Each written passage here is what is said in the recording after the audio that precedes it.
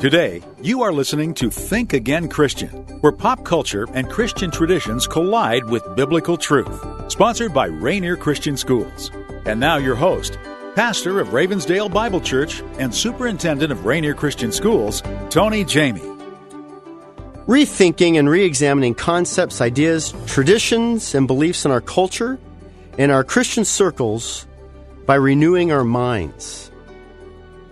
Now I have a question for you. Is the world going to hell in a handbasket? Well, you only have to look at some recent events, and unfortunately in Paris, to kind of answer that question. You only have to listen to a few debates to answer that question. And one of the areas is, our country refuses. This isn't passive. Our country refuses to acknowledge that we're in war with radical Islamic followers. Our president consistently not only denies, but actually will rebuke you if you dare say such a statement as radical Islamic. Now, keep in mind, I only need to go as far as their own name, right? Remember, they picked the name, not me, not Americans, not Republicans, not Christians. They picked their name, and they didn't choose ISIS. Let me be very clear on that. They didn't choose ISIS. That's an acronym. And it really annoys me when we use these acronyms to kind of soften the blow. But the name of this group is the Islamic State of Iraq. They're Islamic. Yeah, it's not my fault. I mean, that's in their name. If you don't like that, then change your name, right? Well, how do we deny such obvious proclamations? And I'm not here to talk about that today, but just to use that as an example. So, again, are we going to hell in a handbasket? We're 18 trillion in debt. We have some huge moral issues, or divorce rates, teen pregnancies, suicide, drug, alcohol addiction. We don't want prayer. We don't want the Bible. We don't want the Ten Commandments in schools. We're revising our marriage laws. Where's our fruit? Where's the fruit in America? Is our fruit tree rotting, or what's going on here? And as we celebrate Thanksgiving, I want to take a quick little review of our history. And what if I could go back in time and ask the people who started this country, well, how do we fix what's going on here? What's interesting to note is that our forefathers knew what we were going through. They were surrounded by the same kind of evil and darkness in England. And England was bankrupt, and people were slaves, and the king was corrupt, and the Anglican Church was combined with the monarchy, where the king had set himself up as God on earth. And so we can identify with them, and so we can look at them and say, okay, well, what was their attitude? And did they hang their head and just say, you know what, let's just hope Jesus comes back and we'll get ready for the end? No. They went on the offensive. They went out to build a new nation, not with guns and war, but through the word. So who were these people? Who were our founding fathers? Who were these pilgrims? And what can we learn from them? And can we listen to what actually made them so unique? And fortunately for us, we have so much documentation, so much writing, so much historical reference that to say that our founding fathers didn't want God in our country is absolutely insane and in denial. And today we're going to take a quick tour to the road to Thanksgiving by looking at the national monument to our forefathers. Now, how many of you out there, I'd say raise your hand, but I can't see you. How many of you ever heard of the national monument to the forefathers? Now, I must admit, until I saw the video from Kirk Cameron called Monumental, I'd never seen this. And it's right there in Plymouth.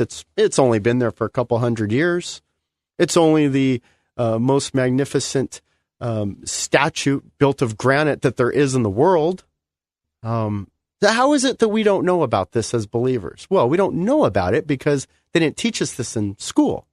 We don't know about it because they don't cover it on TV, right? If we don't see it on TV, then we're not going to see it. I've never been to Mount Rushmore, but I've seen it on TV an awful lot. Well, why wouldn't they want us to know? They don't want us to know because it gives the roadmap to a Christian country. But first we want to look at the road from England to America. Who were these pilgrims? They were part of the Puritan separatist movement. They wanted to be pure from the combination of the state church. Now, remember, back then you had the king who wanted to claim himself to be God. That's what we're talking about when we say separation of church and state. And these Puritans or these separatists who wanted to hold the scriptures in high esteem rather than the bishops or the king. And they wanted to be able to read the Bible because for the first time they could read the Bible. They had access to the Bible, and yet it was illegal by Queen Elizabeth to actually read the Bible. So the government was controlling the church, and the church was controlling the people, and ergo, when we start our country, we want a separation of church and state, but not in the way that we mean it today.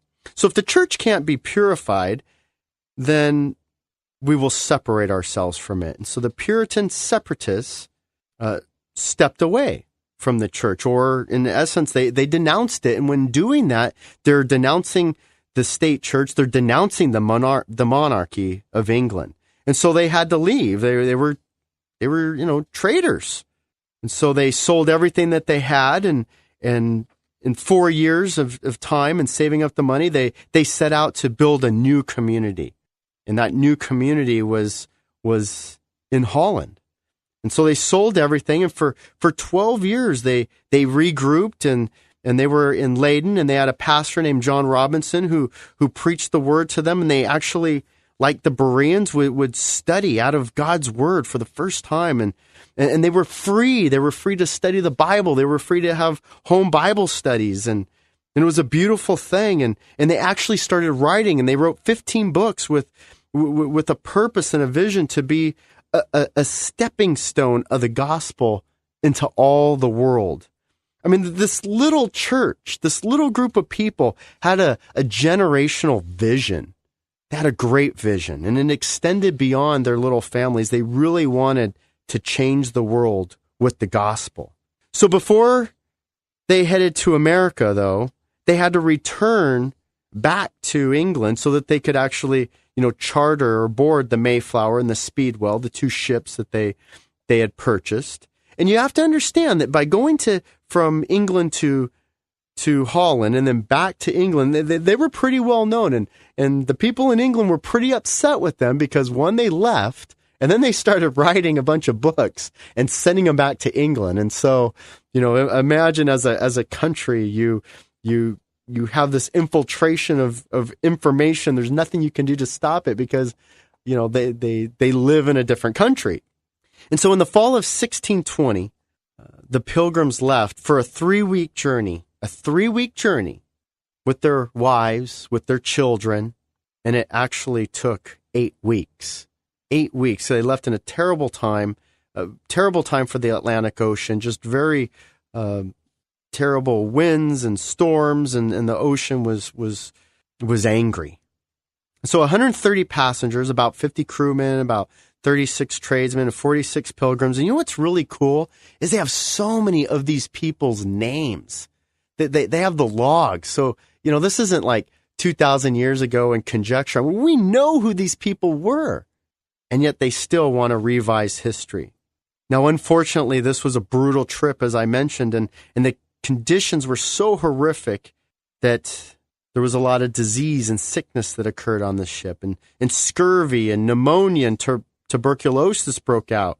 And with the dead of winter and on the arrival of the Mayflower to America, they didn't even get off the ship yet because it was just too dangerous to go out, and the winter was too harsh, and they would have had to have built their new town. Only 53 people out of the 130 survived. That's incredible. But see, our Christian forefathers had a vision. And part of that vision was they knew they were doing something for God. They knew that they were of God. They knew that they had purpose. They knew that God was for them and not against them. So they had determination. They had conviction. They had faith. They had faith. And so their leader, William Bradley, again, we have some of his writings, said this: if we're able to lose our lives in this endeavor, at least we knew that our cause is just and our cause is honorable. Now they weren't perfect, and yes, they had fears, and yet they persevered. I mean, the hardest thing for me in thinking about this account is thinking about my own wife, my own children. Now, me getting on a ship and me enduring and me getting sick and me watching people around me die and being cold and freezing, that's one thing. And you would like to say that I'm a man and I can do it, but watching my kids go through that, watching my wife go through that would be hard. That would be difficult. And they had an opportunity to go back. That ship turned right around and went back to England, and not one person went back, because they had a resolve. They had a resolve to now establish this new community. They had purpose. They had been together as a spiritual community for 16 years. They were united. They were one. And they were going to America with a purpose. And now with no civil order to speak of in this new country, and just outside of Plymouth, they actually created a system of order on the ship. And we now know that to be called the Mayflower Compact. And so we know, because we have it written down, we know what they said in the Mayflower Compact. And it began with this statement: for the glory of God, the advancement of Christian faith, in the presence of God and one another, covenant and combined ourselves into a civil body, polite, for our better ordering and preservation and furtherance of the ends aforesaid, and by virtue hereof to enact, constitute, and frame such a just and equal laws. That's just a taste of the Mayflower Compact. And when we come back, we will learn more about the national monument to our forefathers. Since their small beginnings in 1963, the Ministry of Rainier Christian Schools has been dedicated to educating and developing each of their students for the glory of God. And it's more than just a school. Rainier Christian Schools is actually an entire school district, with 3 schools serving the areas of Kent, Auburn, Covington, Renton, and Maple Valley. The Christ-centered environment weaves God's truth through everything they do, from top-notch academics all the way through their competitive sports programs. Learn more at rainiercsd.org or call 425-255-7273. That's 425-255-7273. Contact Rainier Christian Schools today. Welcome back. You're listening to Think Again Christian, sponsored by Rainier Christian Schools. And now your host, Tony Jamie. Today we're celebrating Thanksgiving, and Thanksgiving has so much more meaning than just having family and friends get together and eating turkey and watching football games. Now, I love those things, and I really love that our family gets together, and I love the amazing meal that's prepared, and of course, I love the football games too, but that's not the purpose and the meaning of Thanksgiving. And unfortunately, we've changed it and we've twisted it. And we were just talking a little bit about the Mayflower Compact and our forefathers and the fact that there's a national monument to our forefathers. In fact, it was called the National Monument to the Pilgrims, but I guess that was too religious, so they changed it. And before the Pilgrims boarded or unboarded into Plymouth, they actually created the document called the Mayflower Compact. And it was to create the civil law and order in the New World. And remember, there were non-believers on the Mayflower, right? There were crewmen on the Mayflower, the sailors who chartered the trip. And then there were workers, there were tradesmen, there were people who were hired to go and into Virginia and to do work. And so they weren't just Christians on there, but there wasn't that many. And in fact, after the first voyage, there was only 53 left. But one of the reasons why I'm so passionate about Christian education is that we need to tell the true story of our Christian American heritage. And at Rainier Christian Schools, I get to actually conduct the Thanksgiving Chapel, where we openly discuss with the true Thanksgiving story of William Bradford and the Christian Puritan settlers who who came to America and made a pledge, and not to war, not to annihilate the Indians and not to destroy their neighbors, but to bless them, to love them, to be at peace with them. And we see now in this revisionist history, and in fact, there's a horrible show that just aired last night called The Saints and the Strangers. And again, it's the true history of Thanksgiving without Christianity and with the revision that, they really came just to destroy and to abuse and to take advantage of the Indians. Which is interesting because even in their own accounts, when you watch them, it's they want to show that the natives, the Indians, were really the ones who were generous, who were really the ones who were the peacemakers, and it was us that were the violent aggressors as the strangers. And there were so many of them that they could have just annihilated us, which is true, except that somehow we were able to impose our authority, impose our will with our men, women, and children, Christians. Now, those both can't be true. So we really have to think about this for a second, say, well, what is the true picture? The true picture is that a small group of missionaries, a small group of Christians came to America to establish in peace a new government, a new way of living. And then you had Indians who were interested in peace as well. Otherwise, they would have killed the original settlers. And so in sitting down and working together and living in community, the end result of that was Thanksgiving. If it's any other way, there is no Thanksgiving. So you don't even have to be there. You don't even have to read a book in your life to know two different cultures, one coming from another place, invading, as it were, worked together and broke bread and had a great meal.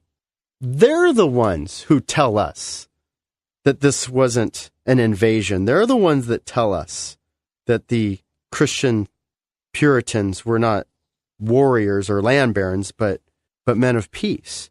Now, the true story of our forefathers is that they came to establish a new world, Bible-believing, God-honoring Christian world, and that's what they did. And so, could we see any evidence of that? I mean, that's just, I'm just talking, right? Well, there is evidence of that. In fact, there's a monument. There's a monument, and 200 years later, after the Pilgrims had established themselves, there's an amazing statue called the National Monument of the Pilgrims, and it's now called the National Monument of the Forefathers. Do yourself a treat, YouTube it, and there's like a 3-minute little, video on it, or get the movie Monumental by Kirk Cameron. It's on Netflix, where you can find it other ways, and it really gives a great picture of this amazing statue. The monument serves as a type of recipe for how to run a civil government with Christian ideas. Do you think we need help in that area today? Now, remember, the Puritans came and their goal was to establish a civil community. This is why when you read the documents, it's not just fully and wholly laced with Christianese, right? Because they realized that there would be a combination between the secular and the Christian to form civil government. They also realized that there was danger in combining the church and the state, as they saw the abuse that had taken place in Europe, not just England, in France, in Germany, in Holland. The reason why they went to Holland was no other nation would take them, because there was such religious persecution and abuse between the church and the state. Now, I want to talk about this national monument to the forefathers, because most of us have never even heard of it. It was built in 1889, and it took 70 years to build. It was commissioned by the state of Massachusetts. So this wasn't just a Christian endeavor. The local state said, this is important. It's important to tell the true story of the American settlers, the Pilgrims, our forefathers. This is the biblical look or overview that then is put on a monument. Kind of has that idea of the 12 stones of Gilgal as the Israelites were going into Canaan, and God says, put 12 stones. Why? So that someday your children will say, hey, Dad, what's with those stones over there? And that you could tell the story about how God brought his people out of Egypt through the desert into the promised land, keeping his promise. And so here we have a monument that does the same thing. And on the top of this monument, much like the Statue of Liberty is a female presence with her finger pointing in the air, and on it is her name is Faith. And she points to God with one hand, and in the other hand she holds the Holy Scriptures. And there's 4 sides to this monument. And there's seated 4 figures on each side. And on one side, it's plated morality. Because if you're going to have a government, if you're going to have a nation, then it needs to be moral. And we know that the morality comes from the absolute moral lawgiver, God himself, who reigns in heaven and through his holy scriptures. And then there's got to be law. There's got to be codified law. And so the second side is seated a figure with law imprinted on it. And then the third side is education. Because you can't separate the morality from the law and education, can you? If the education piece then isn't also based on the Word of God and the absolute moral lawgiver, and if there isn't codified rules and structure, and this is what we teach our children, then you really will have a breakdown in the society. And so we're going to have to educate and teach. And then what will this produce at the end? The fourth side. The sweetest words ever uttered. Liberty. Freedom. And the freedom and the liberty to pursue your God. Your freedom. To worship as you see fit. And there's other inscriptions. There's an inscription on this called the Evangelist. There's an inscription that says justice. There's an inscription that says mercy. And so that we understand that we want to give the word. We want to give the gospel to the people. We want to rule with justice. How? By having mercy. And so you see this amazing blueprint on this magnificent storyboard. There's panels that honor the Pilgrims and panels that honored William Bradford. And I want us to understand that we have an amazing Christian history, an amazing one. And I want to bring this national monument to the forefathers to you so that you can take a look at that. You'll be so encouraged and so blessed knowing that it's out there, knowing that there's more. Yes, we have, the Liberty Bell that has Leviticus 25:10 imprinted on it. Yes, we have money that has In God We Trust. Yes, we have things like pledging the allegiance to the flag under God. Yes, we have our songs like My Country 'Tis of Thee. Yes, we have on the walls of Harvard that say that used to be, the truth for Christ. We have all these things. But we have one that just stands out like no other. And so this Thanksgiving, I want you to take some time to take a look at the national monument to the forefathers. So before you watch another revisionist, history show about the Pilgrims, about Thanksgiving, about the founding fathers, consider the story of the national monument to our forefathers and think again, Christian. You've been listening to Think Again, Christian, sponsored by Rainier Christian Schools and Tony Jamie. Rainier Christian Schools serves preschool through high school with 3 locations in the Renton, Maple Valley, Covington, Kent, and Auburn areas. For more information about Rainier Christian Schools, www.rainiercsd.org or call 425-255-7273.